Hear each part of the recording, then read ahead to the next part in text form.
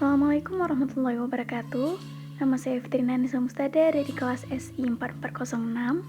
Langsung saja dalam video kali ini, saya akan menjelaskan tentang ERP, SAP, serta fungsi modul-modul SAP, submodul, dan keterkaitan integrasi antar modul. Pertama-tama di sini ada ERP atau Enterprise Resource Planning yang merupakan program perangkat lunak inti yang digunakan oleh perusahaan dalam mengintegrasikan dan mengkoordinasikan informasi di setiap area bisnis. ERP merupakan program yang membantu organisasi mengelola proses bisnis di seluruh perusahaan menggunakan database umum dan alat pelaporan manajemen bersama. Proses bisnis yang dimaksud adalah sekumpulan aktivitas yang dilakukan satu atau lebih jenis-jenis input dan menghasilkan output, seperti laporan atau perkiraan yang bernilai bagi pelanggan. Nah, selanjutnya kita akan membicarakan SAP.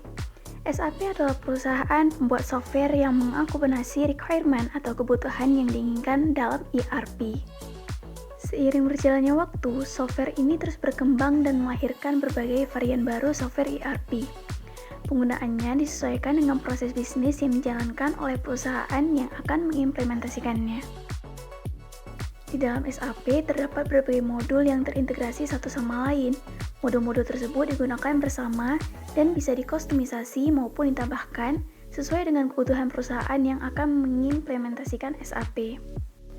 Dapat dilihat modul-modul SAP adalah sebagai berikut: Finance Accounting, Controlling, Sales and Distribution, Human Resource, Production Planning, Materials Management, Quality Management, Plant Maintenance, dan Project System. Dari 9 modul SAP, saya akan menjelaskan masing-masing fungsinya dan submodul yang ada. Yang pertama ada Finance Accounting. Modul ini berfungsi untuk mencatat transaksi keuangan dalam suatu perusahaan yang tentu saja untuk menghasilkan laporan keuangan yang akurat pada akhir periode. Adapun submodul yang terdapat dalam Finance Accounting, General Ledger, Accounts Payable, Accounts Receivable, dan beberapa submodul lainnya. Next, ada Controlling, yaitu berfungsi untuk mendukung proses perencanaan, pelaporan, dan pemantauan operasi bisnis perusahaan. Adapun submodulnya Product Costing, Periodic Allocation, COPA, CCA, dan PCA.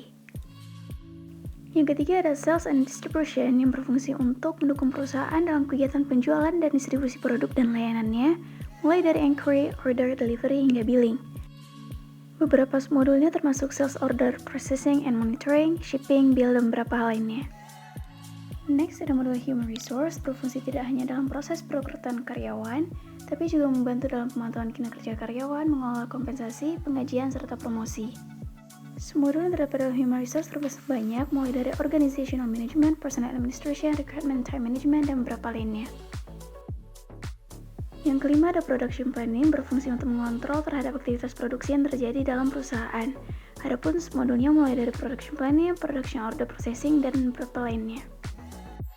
Selanjutnya ada Materials Management, berfungsi untuk mengelola inventaris suatu perusahaan dan proses pembelian atau pengadaan. Submodulnya pun ada Purchasing, Inventory Management, Inventory Valuation, dan 3 lainnya. Lanjut lagi ada Quality Management, tentu saja berfungsi dalam pengecekan kualitas dari rangkaian proses terjadi dalam logistik. Adapun tugas-tugas terbantu dalam modul QM ini adalah inspeksi dan audit. Submodulnya terdiri dari Incoming Inspection, Process Inspection, dan beberapa lainnya. Selanjutnya yang ke-8 ada Plant Maintenance yang dianggap sangat penting bagi industri dalam menghindari kerugian. Beberapa submodulnya yaitu Maintenance Planning, Breakdown Maintenance, Preventive Maintenance, dan Predictive Maintenance. Nah, lanjut ke modul yang terakhir ada Project System, berfungsi untuk membantu perusahaan dalam mengelola project life cycle mulai dari penataan, perencanaan, pelaksanaan, hingga penyelesaian proyek. Adapun dapat diketahui beberapa submodulnya, Project Planning, Project Monitoring, Project Costing, dan beberapa lainnya. Nah, setelah mengetahui berbagai macam dari modul SAP tersebut, dapat diketahui bahwa antar modul memiliki ikatan integrasi. Nah, di sini saya akan memberikan contoh antar modul Financial Accounting dan Human Resource. Dalam proses bisnis, misalnya transaksi bisnis, modul Financial Accounting akan menentukan batasan nilai dolar yang kemudian terintegrasi dengan modul Human Resource, di mana karyawan-karyawan tertentu dapat mengakses transaksi bisnis tersebut.